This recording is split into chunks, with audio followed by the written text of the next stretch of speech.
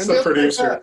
look at just like that, we're recording. My name is Steve Ploetz. I'm a realtor with Century 21 Award out of the Carlsbad office, which is in North San Diego County, and here with a very good friend of mine, high producer, John Alisi, who does South Orange County and kind of the cities around Mission Viejo. John, thank you for joining me. How are you? How's everything? Great, Steve. Hey, thanks for the opportunity to jump on the call today. It's been a crazy market, and we're going to get into that in just a minute. But just for some quick background, I've been with Century 21. I work in the Rancho Santa Margarita office, which is kind of just inland off the coast. If you're familiar with Laguna Beach, we're just way inland, about 15 miles. So I cover Mission Viejo, South Orange County, cities like Laguna Hills, Laguna Niguel, Coto de Caza, that sort of market area. So And that's the I quick. love it, John. I'm looking at my notes here. It says that you've been doing it for 200 years. Is that accurate? It's actually 197. But I have a real quick story. I got into the business in 20 yeah, I don't even remember, 2006, as the market had just exploded. The bubble had burst and I had no clue.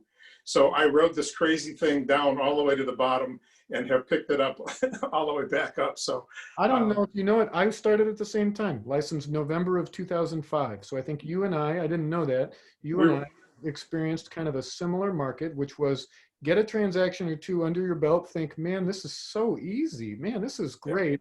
Then the bottom falls out and you got to actually work and figure out how to navigate it all. exactly.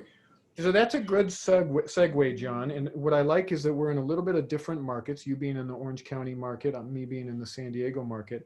What, in your opinion, are there similarities to this market to when we started in 2005, 2006? Kind of big question here is, are we at the top? Is this a bubble? Or is there, in your opinion, neither of us can see the future, but as somebody that does a good amount of business in South Orange County, what do you think? What's this look like? It's on everybody's mind because all the naysayers want the bubble to burst, so prices will be dropped and cut in half or down by 2/3 or a third or whatever. But I don't see. Well, let me backtrack. I used to say the only thing that would cause a real estate bubble to burst would be a catastrophic unemployment in the United States. So what do we have? Jesus Christ. No, absolutely. Catastrophic unemployment. For sure. And it's the separation and the number of people that have been furloughed and laid off and all this different stuff. So do you think that translates into a downward shift in our market? I think it's going to change. Well, we haven't seen the change yet because we still see this really high demand, and a lot of houses, not a lot of houses, but a significant amount of houses are still on the market and going into escrow and selling in 3 and 4 and 5, 6 days. So the velocity is still there, although the numbers are down. The gross number of buyers and sellers is off. I don't see the bottom dropping out like we did in 06 or 07, 08. No, and I think it's a great point, at least for the San Diego market. What I've seen is relating it back to that market. We saw such a quick influx of inventory of distressed property, of people that couldn't make mortgage payments. I mean, that certainly as things started to shift and balloon payments came due. But I think a lot of people also forget that at the time, lending became extremely restrictive, and it was very, very difficult it went from, the pendulum shifted quickly. At first, stated income, you could be working at an hourly wage under $20 an hour, Right. qualify for a $500,000 or $600,000 or $700,000 house because you would just state the income. And then all of a sudden things shifted and it got super conservative where qualified people couldn't get loans.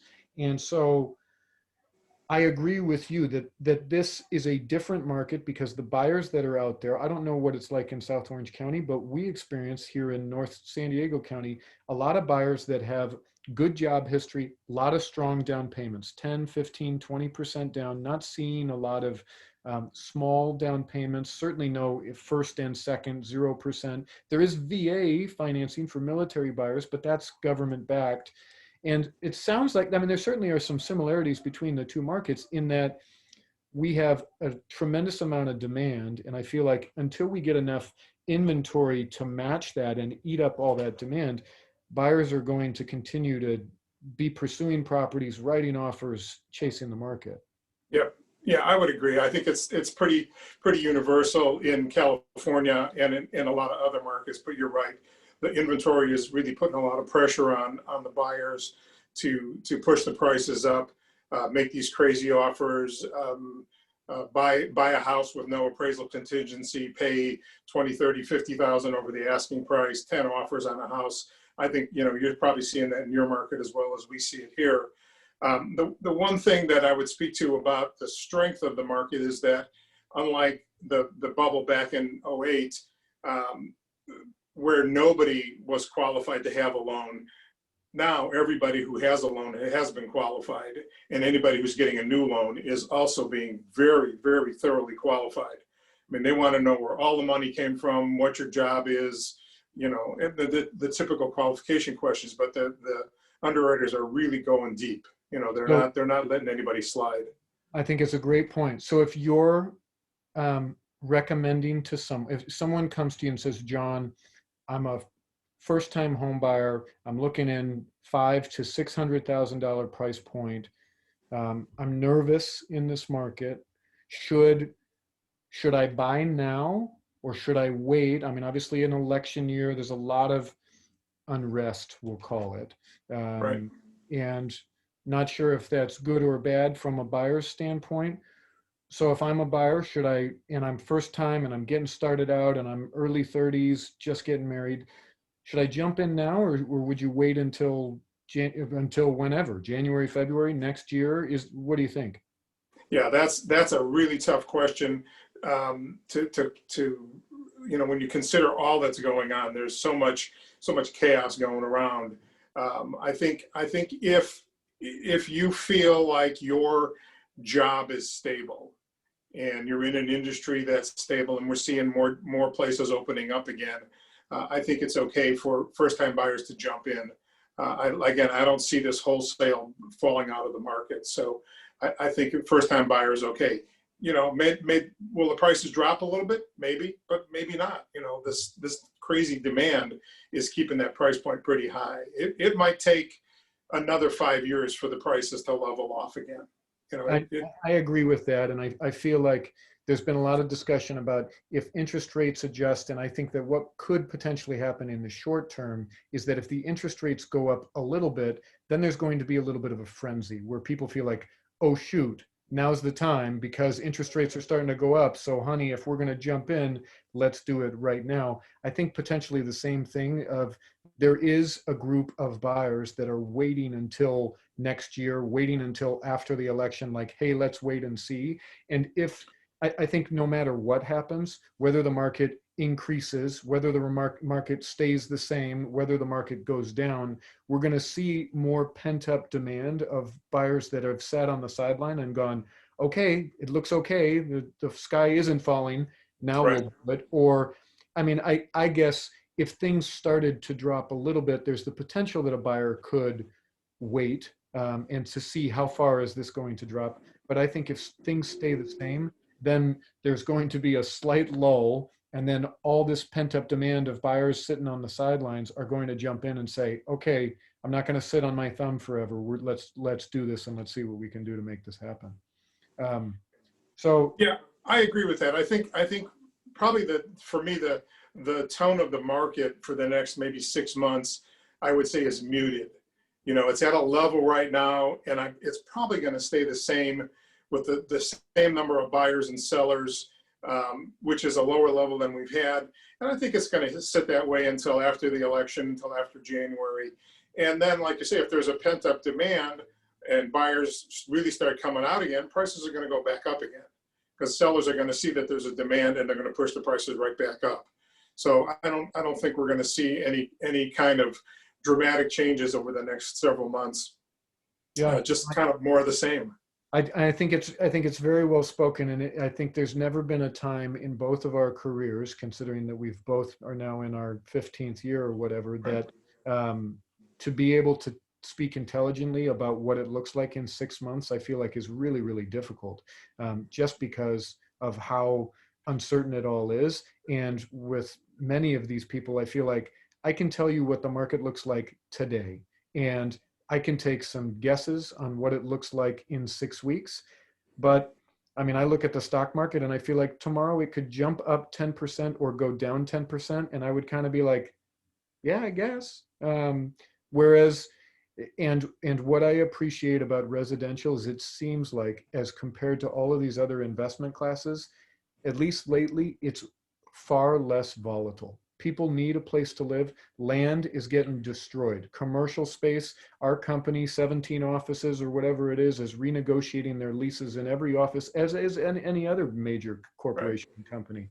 And on top of that, the stock market is all over the place, and yet residential real estate continues to be consistent. So yeah, I think that what I'm telling people is the downside of you sitting it out and waiting is the last couple of years, the market has appreciated at a 6% clip. And granted, that's not linear, but if it was, that'd be 0.5% per month. So if you wait 6 months, then the market's just gone up 3%. And interest rates are going to continue to remain low. But what that means is the $500,000 house is now 515. The $600,000 house is now almost 620. I mean, these numbers, it only works against you, and timing the market is high. Or excuse me, is hard. Right.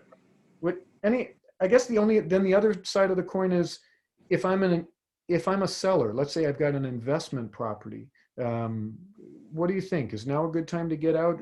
Should I wait? Yeah, I think sellers are investment owners are in a tough spot. You know, I think they're being pressured because there's some people who are not paying rent. The government's hasn't really stepped up, and I mean, they've helped the renter, but they haven't helped the landlord. So it puts the landlord in a tough spot. If these people sell their real estate investment, residential real estate investments, that's going to put a little more pressure on the rental market because prices are high already. Now, if you cut another 10 or 15% off of that available inventory, that's going to put even more pressure on it. So I think that investors are looking at it. I mean, we know certainly that the bed and breakfast Airbnb market just totally tanked. Yeah, so anybody who's got one of those is just really hurting, holding the bag there. Yeah. But I think residential rental real estate is going to be a tough market. I think it's going to be expensive, and guys are going to want to get out of it. I had an interesting story with a gentleman who was selling a property, and he said at the peak of the market, about when we started, that he had millions of dollars worth of real estate and lost it all. And so I asked him, so what would you recommend looking back? And he said, I would have taken money off the table. I 1031'd and I just exchanged, but I was always buying and selling in the same market. And so one of those sales was great, but the other one was also quote unquote inflated. And he said, I would have paid 20-30% in tax and taken that money off the table and hedged a little bit. And so that's kind of an interesting conversation depending on who the investor is. It's tricky, I feel like, when you're buying and selling in the same market, that first-time home buyer that sells to purchase the next property and is trying to write an offer contingent or sell it first and then live in temporary housing. But investors, I think they've really got some choice, and it is certainly a very valuable and interesting time. John, I so appreciate your time. If somebody is looking in South Orange County, what's the best way they can reach you? The best way to reach me is through my cell phone, either text or call me, 949-510-2154. That's probably the easiest way to just reach me by text, or you can call our Century 21 office here in Rancho Santa Margarita. But use the cell phone or text. That's the best thing. I love it. John, thank you so much for your time. I absolutely appreciate you giving us a little insight into the Orange County market and to see how it all goes. And we'll see. Let the gambling begin. We'll roll some dice and roll those dice. Yep, you got it. Maybe it'll land in our favor. But appreciate you, and absolutely we'll connect very soon. Very cool. Thanks everybody for watching, and good luck for the next rest of the year, Steve.